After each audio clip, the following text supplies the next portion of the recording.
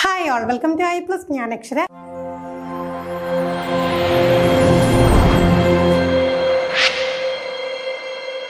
ഇന്ന് കേരള എക്സാമിനേഷനും സിറ്റഡ് എക്സാമിനേഷനും കോമൺ ആയിട്ട് റീസെൻ്റ് ആയിട്ട് ചോദിച്ചിട്ടുള്ള സോഷ്യൽ സയൻസ് പെഡഗോജിയിൽ നിന്നുള്ള ക്വസ്റ്റ്യൻസ് ആണ് കൊണ്ടുവന്നിട്ടുള്ളത്.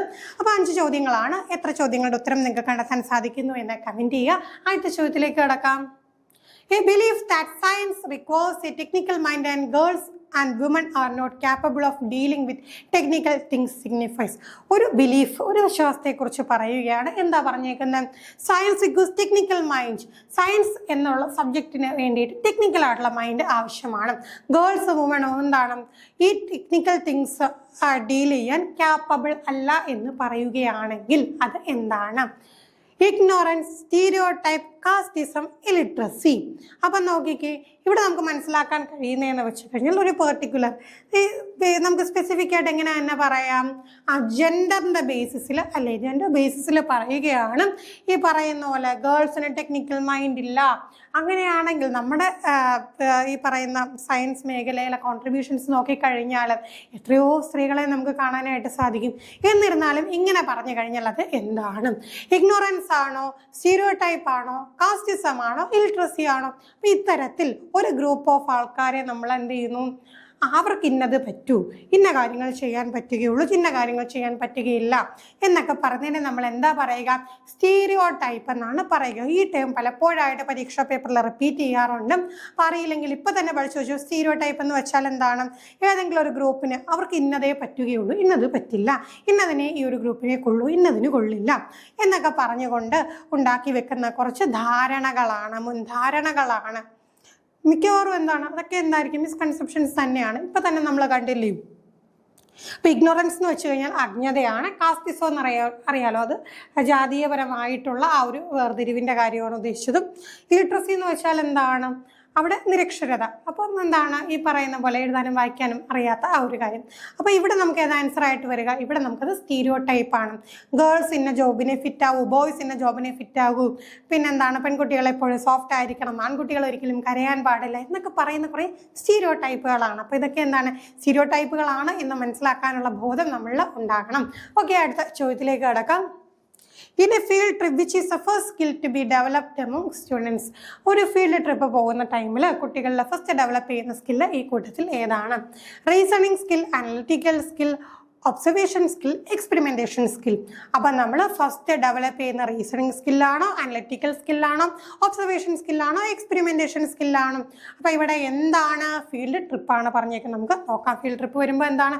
തീർച്ചയായിട്ടും ഒബ്സർവേഷൻ സ്കിൽ. അവർ നിരീക്ഷിക്കുമല്ലേ ചുറ്റുപാട്. ഫീൽഡ് ട്രിപ്പ് എന്ന് പറയും ക്ലാസ് റൂമിൽ ഇരുന്നുകൊണ്ട് കാണുന്നതാണോ? അല്ല, നമ്മൾ പുറത്തോട്ട് ഇറങ്ങി, എൻവയോൺമെൻറ്റിലോട്ട് ഇറങ്ങി, സമൂഹത്തിലോട്ട് ഇറങ്ങിയാണ് ഫീൽഡ് ട്രിപ്പ് നടത്താം. അങ്ങനെ വരുമ്പോൾ കുട്ടി ആദ്യം എന്താണ്? കാര്യങ്ങൾ ഒബ്സർവ് ചെയ്യും. അവനിലെ നിരീക്ഷണ പാഠവുമാണ് അല്ലേ, നിരീക്ഷണ ബുദ്ധിയാണ്, നിരീക്ഷിക്കാനുള്ള ആ ഒരു സ്കില്ലാണ് അവിടെ ആദ്യം ഡെവലപ്പ് ആവുക. പിന്നെയാണ് ഈ പറഞ്ഞ റീസണിങ്ങും അനലിറ്റിക്കലും എക്സ്പ്ലനേഷനും ഒക്കെ പിന്നെയാണ് വരുന്നത്. ബേസിക് ആയിട്ട് പ്രൈമറി ആയിട്ട് എന്താണ് അവിടെ വരിക? അവിടെ വരുന്നത് ഒബ്സർവേഷൻ സ്കില്ലാണ്. അടുത്ത ചോദ്യം. Rohit found that some children in his class could not explain the position of latitude and longitude lines on the map. What should Rohit do to help children acquire this competency? അപ്പോൾ ഒരു teacher ക്ലാസ്സിൽ കണ്ടെത്തിയ ഒരു ബുദ്ധിമുട്ടാണ്, കുട്ടികളുടെ ഇടയിൽ കണ്ടെത്തിയ ബുദ്ധിമുട്ടാണ് position of latitude and longitude. മാപ്പിൽ നോക്കിയിട്ട് എന്താണ് അക്ഷാംശ രേഖാംശ രേഖകളുടെ ആ ഒരു പൊസിഷൻ കണ്ടെത്താനായിട്ട് കുട്ടികൾക്ക് സാധിക്കുന്നില്ല. അങ്ങനെയാണെങ്കിൽ രോഹിത് എന്താണ് ചെയ്യേണ്ടത്? ഈ ഒരു കോമ്പീറ്റൻസി, ഈ ഒരു കഴിവ് കുട്ടികൾക്ക് അച്ചീവ് ചെയ്തെടുക്കണം. അവർക്ക് ആ ഒരു കഴിവിലേക്ക് അവരെത്തണമെങ്കിൽ എന്ത് ചെയ്യണം? അപ്പോൾ ഈ ചോദ്യമൊക്കെ നോക്കിക്കാൻ നമ്മുടെ ബേസിക് ആയിട്ടുള്ളൊരു കാര്യമാണ്. ക്ലാസ് റൂമിൽ കുട്ടികൾക്ക് എന്തൊക്കെയോ ഒരു കുറവുകളുണ്ട്, അത് നികത്തി മുന്നോട്ട് പോകണമെങ്കിൽ ടീച്ചർ എന്ത് ചെയ്യണം? ഇതാണ് സംഗതി. അതിന് എന്ത് ചെയ്തു? സോഷ്യൽ സയൻസിലോട്ട് കൊണ്ടുവന്നിട്ട് എന്ത് പറഞ്ഞു? ലാറ്റിറ്റ്യൂഡും ലോഞ്ചിറ്റ്യൂഡും നോക്കാൻ പറ്റുന്നില്ല. സയൻസിലോട്ട് കൊണ്ടുവന്നിട്ട് പറയാം ആസിഡും ബേസും തിരിച്ചറിയാൻ പറ്റുന്നില്ല. അടുത്ത മാത്സിലോട്ട് കൊണ്ടുപോയിട്ട് എന്താണ്? അഡീഷനും മൾട്ടിപ്ലിക്കേഷനും തെറ്റിപ്പോകുന്നു. എന്ത് വന്നാലും എന്താണ്? ക്ലാസ് റൂമിൽ എക്സിസ്റ്റ് ചെയ്യുന്ന പ്രോബ്ലത്തിന് സൊല്യൂഷൻ കണ്ടെത്തുക എന്നതാണ് ബേസിക് ആയിട്ട് ഇവിടെ ഉദ്ദേശിക്കുന്നത്. അപ്പോൾ എന്താണ്? Applied research, case study, empirical research, action research. അപ്പോൾ ഈ കുട്ടിക്ക് ഇപ്പോൾ സോഷ്യൽ സയൻസ് ബാക്ക്ഗ്രൗണ്ട് ആയിട്ട് പറയാം, ലാറ്റിറ്റ്യൂഡ് ലോഞ്ചിറ്റ്യൂഡിനെ പൊസിഷൻ കണ്ടെത്തിയിട്ട് വേണം ബാക്കി കാര്യങ്ങൾ പഠിക്കാനായിട്ട്. അപ്പോൾ ആ പ്രോബ്ലം ഉടൻ തന്നെ എന്താണ്? സോൾവ് ചെയ്യണം. അതിനായിട്ട് അധ്യാപകന് അല്ലെങ്കിൽ അധ്യാപിക ക്ലാസ് റൂമിൽ എന്താണ് ചെയ്യാൻ കഴിയേണ്ടത്? എന്താണ് ചെയ്യേണ്ടത്? അത് ആക്ഷൻ റിസർച്ച് ആണെന്ന് നമുക്കറിയാം അല്ലേ.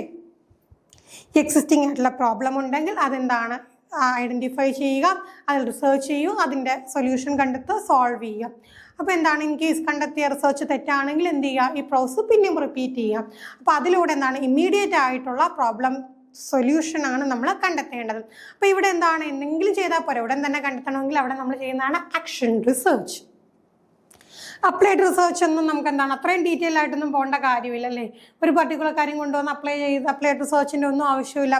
കേസ് സ്റ്റഡിക്ക് പോയി കഴിഞ്ഞാലും നമ്മൾ ഈ പറയുന്ന പോലെ എന്താണ് നമുക്ക് ഇമ്മീഡിയറ്റ് റിസൾട്ട് കിട്ടത്തില്ല. അതിന് നമ്മൾ എന്ത് ചെയ്യണം, ആക്ഷൻ റിസർച്ച് തന്നെ ചെയ്യണം. പ്രത്യേകിച്ച് എന്താണ് നമുക്ക് ന്യൂമറിക്കൽ എവിഡൻസ് ഒന്നും ഇല്ലാത്തത് കൊണ്ട് എംപിരിക്കൽ റിസർച്ച് ഇവിടെ പോസിബിൾ അല്ല. അടുത്ത ചോദ്യം, which method would you use to collect information about the actual and correct status of earthquake victims in your area? നമ്മുടെ ഏരിയ എന്ന് എടുത്ത് പറഞ്ഞിട്ടുണ്ട്. അവിടെ എന്താണ് actual and correct status of earthquake victims, earthquakeന് ഇരയായി തീർന്നവർക്ക് ഉള്ള ആ ഒരു വിക്ടിംസിൻ്റെ എന്താണ് ഇൻഫർമേഷൻ കളക്ട് ചെയ്യാനായിട്ട് നമുക്ക് എന്താണ് ചെയ്യാൻ കഴിയുക? Inquiry method, survey method, project method, problem solving method. നമുക്ക് എന്താണ് നമ്മുടെ ഏരിയ ആയതുകൊണ്ട് തീർച്ചയായിട്ടും നമുക്ക് എന്ത് ചെയ്യാൻ പറ്റും, അവിടെ ഏറ്റവും ആപ്ലിക്കബിൾ ആയിട്ട് നമുക്ക് എന്ത് ചെയ്യാം, സർവേ നടത്തിക്കൂടെ, അവരോട് നേരിട്ട് കാര്യങ്ങൾ ചോദിച്ച് അവിടുത്തെ കാര്യങ്ങൾ ആക്ച്വൽ ആൻഡ് കറക്റ്റ് സ്റ്റാറ്റസ് നമുക്ക് അറിഞ്ഞുകൂടി. അപ്പം നമുക്ക് എന്ത് ചെയ്യാം, തീർച്ചയായിട്ടും അവിടെ നമുക്ക് സർവേ മെത്തേഡ് ഉപയോഗിക്കാം. ഇൻക്വയറി മെത്തേഡിലോട്ട് നമ്മൾ എന്താണ് ഇൻക്വയറി മെത്തേഡിലോട്ട് പോകുന്നതിനേക്കാളും നമുക്ക് ആപ്ലിക്കബിൾ എന്താണ് സർവേ തന്നെയാണ്. പ്രൊജക്റ്റ് ഒന്നും ചെയ്യേണ്ട ആവശ്യം അവിടെ വരുന്നില്ല. സിമിലർലി പ്രോബ്ലം സോൾവിങ് മെത്തേഡും അവിടെ ആവശ്യമില്ല. നമുക്ക് എന്താണ് ഒരു കറക്റ്റ് സ്റ്റാറ്റസ് അറിയണം. അങ്ങനെയാണെങ്കിൽ നമുക്ക് ഏറ്റവും ഇമ്മീഡിയറ്റ് ആയിട്ട് ഏറ്റവും യൂസ്ഫുൾ ആയിട്ട് എക്കണോമിക്കലായിട്ട് ചെയ്യാൻ കഴിയുന്നത് എന്താണ്, survey method. Last question, a teacher wants to divide 30 students of her class in small group for a task on diversity. Which will be the most relevant way to make a small group of students? അപ്പോൾ എന്താണ് diversity ആയിട്ട് ബന്ധപ്പെട്ടുകൊണ്ട്, ജ്ഞാനത്വവുമായി ബന്ധപ്പെട്ടുകൊണ്ട് നമ്മൾ എന്ത് ചെയ്യുന്നു, ഒരു activity കൊടുക്കാൻ പോവുകയാണ്. അപ്പോൾ അതിന് വേണ്ടിയിട്ട് നമ്മൾ എന്ത് ചെയ്യണം, കുട്ടികളെ ഡിവൈഡ് ചെയ്യണം. അങ്ങനെ ഡിവൈഡ് ചെയ്യാനായിട്ട് ഏറ്റവും ആപ്ലിക്കബിൾ ആയിട്ടുള്ള മെത്തേഡ്, ഏറ്റവും സ്യൂട്ടബിൾ ആയിട്ടുള്ള മെത്തേഡ് എന്തെന്നാണ് ചോദ്യം. ഓപ്ഷൻസ് നോക്കാം. As per students comfort, bench wise from front to back, according to students mark last exam from high to low, heterogeneous random groups based on a game. അപ്പോൾ നമുക്ക് എന്തിനെക്കുറിച്ചാണ് task, ഡൈവേഴ്സിറ്റിയെ കുറിച്ചാണ് task. അപ്പോൾ എന്തായിരിക്കണം, തീർച്ചയായിട്ടും ആ പല പല ഗ്രൂപ്പിൽ നിന്ന് വരുന്നവർ ഡൈവേഴ്സ് ആയിട്ടുള്ള സ്റ്റുഡൻസ് ആയിരിക്കണം. അങ്ങനെയാണെങ്കിൽ കുട്ടികളുടെ കംഫർട്ട് അനുസരിച്ച് ഗ്രൂപ്പ് കൊടുക്കാൻ പറ്റുമോ, പറ്റത്തില്ല. Bench wise from front to back അങ്ങനെ ബെഞ്ച് വൈസ് ഇന്ന ബെഞ്ച് ഇരിക്കുന്നവർ ഇന്ന ഗ്രൂപ്പ് എന്ന് പറഞ്ഞാലും അവിടെ വൈവിധ്യം വരുന്നില്ല. According to students mark in last exam from high to low, mark അനുസരിച്ച് തിരിച്ചാൽ തന്നെ എന്താണ് അവിടെ കംപ്ലീറ്റ് നമുക്ക് മനസ്സിലായി ആ ഒരു ഹെട്രോജീനിറ്റി എന്ന് പറയുന്ന സംഗതിയെ അവിടെ നഷ്ടപ്പെട്ടു. പിന്നെ എന്താ ആപ്ലിക്കബിൾ, ഹെട്രോജീനിയസ് റാൻഡം ഗ്രൂപ്പ് എന്തെങ്കിലുമൊക്കെ ഗെയിം നടത്തിയിട്ട് റാൻഡം ആയിട്ട് ഗ്രൂപ്പ് തിരിക്കും. അപ്പം നമുക്ക് പറയാൻ പറ്റില്ല ഏത് കുട്ടിയൊക്കെ ഏത് ഗ്രൂപ്പിൽ വരുമെന്നും. അപ്പം നമുക്ക് അവിടെ എന്ത് വന്നു, ഓൾറെഡി ഡൈവേഴ്സിറ്റി വന്നു. അങ്ങനെ ഡൈവേഴ്സ് ആയിട്ടുള്ള ഗ്രൂപ്പിലായിരിക്കും നമുക്ക് എപ്പോഴും എന്ത് ചെയ്യാൻ സാധിക്കുക, ആ ഒരു ടാസ്ക് ഏറ്റവും നല്ല രീതിയിൽ പെർഫോം ചെയ്യിക്കാനായിട്ട് സാധിക്കും. അങ്ങനെയാണ് ഇതിൻ്റെ ആൻസർ വരിക. അപ്പോൾ ഇത്രയും ചോദ്യങ്ങളാണ് ഇന്ന് നമുക്ക് ഡിസ്കസ് ചെയ്യാനായിട്ടുണ്ടായിരുന്നത്. തീർച്ചയായിട്ടും മറ്റൊരു സെക്ഷനുമായിട്ട് നമുക്ക് വീണ്ടും കാണാം. എത്ര ചോദ്യങ്ങളുടെ ഉത്തരം കണ്ടെത്താൻ സാധിച്ചു എന്ന് കമൻറ്റ് ചെയ്യാം. Thank you all.